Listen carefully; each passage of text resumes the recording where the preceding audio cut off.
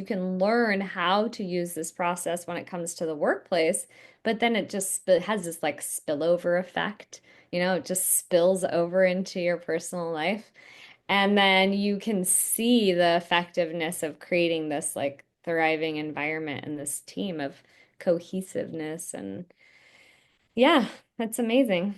I love it. Well, I think we're coming to an end to the end of our podcast, and this was a fun conversation. The time went so fast. Wow.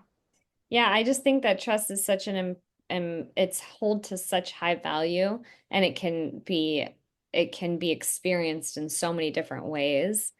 But it really comes down to feeling, do we have those three questions at the amygdala, that part of our brain that is always asking.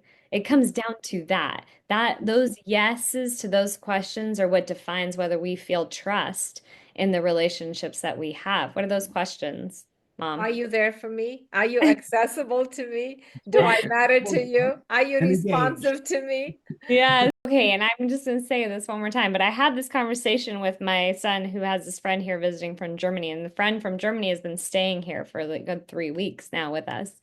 And so they had a conflict. The friend, his name is Ben, he had a little bit of a situation with Avi and he got stressed over the situation.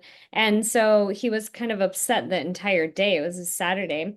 And we ended up having a conversation because I do the same process and I use the form with my kids. So we sat the next morning on Sunday and worked through it. And I told them, like, for me, 24 hours is a really long time. Like, a month would kill me, you know? But this is why people don't wake up in the morning and they're like, yay, I can't wait to go to work because they have had this, conflict, this injury. And then it is just like dragging on and dragging on, and it's constantly in the back of their head, which makes it very heavy for them to hold on to for all this time.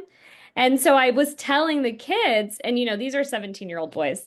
So I'm telling these boys, like, you guys, imagine, like, if right at that moment when you got injured, you got triggered by what was going on, that you could have just like turned to Avi and just said that whole sentence that they did on the form.